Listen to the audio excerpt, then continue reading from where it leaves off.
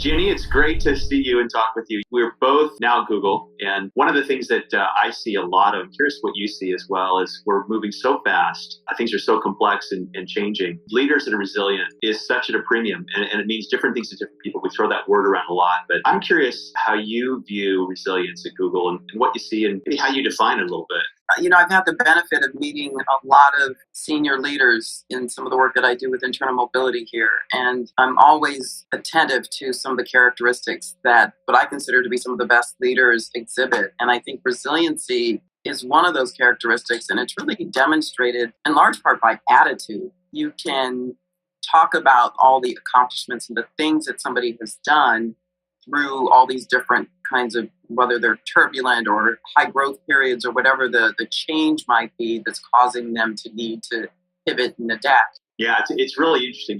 You see leaders, some of whom have this dexterity, if you will, with change and getting knocked down at times or having things not work and being able to not just get up but flow through it. When I think about it, what I see in them is and you're talking about attitude, and what I tend to believe sometimes is that it's right below that is intention and true purpose. And when it's about the thing of service, the resilience, it's almost like resiliency is a bit of an odd idea because of course you're going to have setbacks and changes, and you get up and keep doing the thing that you're serving. Whereas if it's about you, then obviously getting knocked down has a lot more of a load to it, right? Because it really is almost a statement about your sense of self or your self-worth. And that's when your ego gets tied up into it.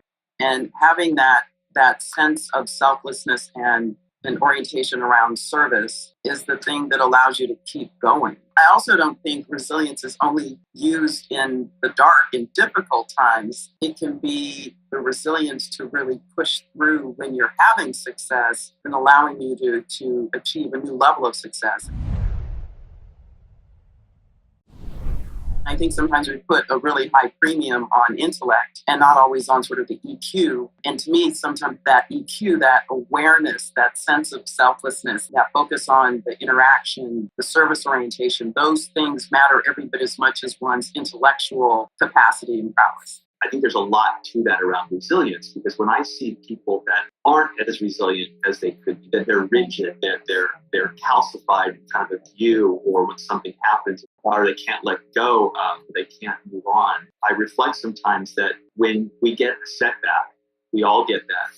You always have two choices. The choice you made is always evident in the narrative that you have. The narrative that's going, in your quiet moments, what you're telling yourself. One hand, one narrative, just generally speaking, might sound like I'm a victim. I was wrong, or this didn't go the way I had intended, and it wasn't entirely my fault. And it's hard to recover. It's hard to be resilient when you have that narrative at play. The other narrative is simply a thing occurred. It's a fact occurred about something. Something didn't go the way I wanted to, or it's not going the way I want to. And the simple choice of acting from that knowledge and then taking the next step, whatever that next step is, it's almost like to define that as resilience is kind of strange sounding, but it's not resilient. It's actually just taking the next step, the next natural step in a journey of being very present with what needs to be done. And, the true sign of someone is going back to a lot of what we've been saying. It's around that self-awareness, that ability to stand back up and acknowledge and let things pass through you.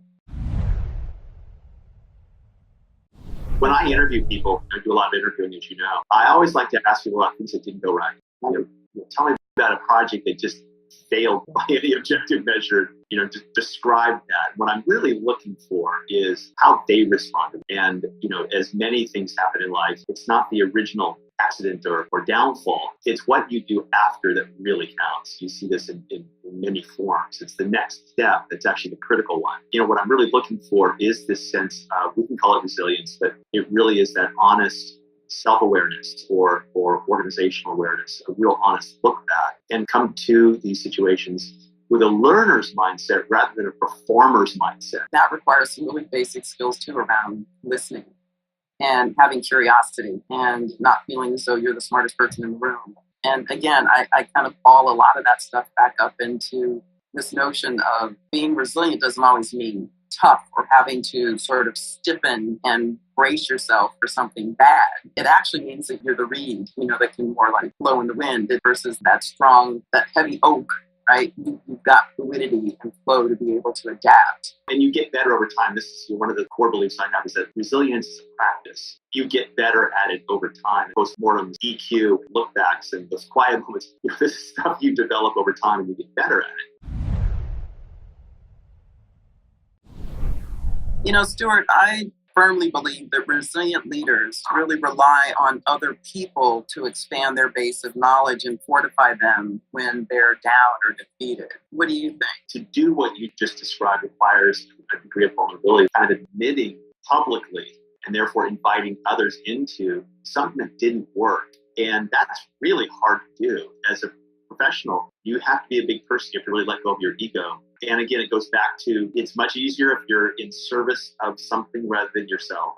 I know here I have grown immensely in my own leadership development. You and I have well over 25 years of experience. And I think the point is you never stop learning. You never stop building resilience. You really don't. It's not like a thing that you just, okay, I'm good, I got this. It really is like everything else. You never stop learning. You never stop building your sort of quiver, the arrows in the quiver that are going to be your skill set. Because to me, it's the honing.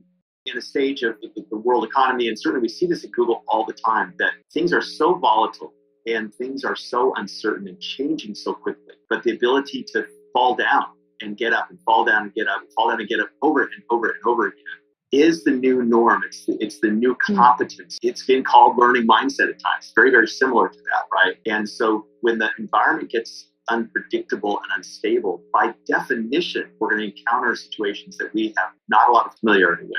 And in a company like ours, where we're developing artificial intelligence and machine learning and artificial realities and all these things that are expanding consciousness and hopefully improving lives, I think it's important for us to understand, some of the human implications of the technology, right?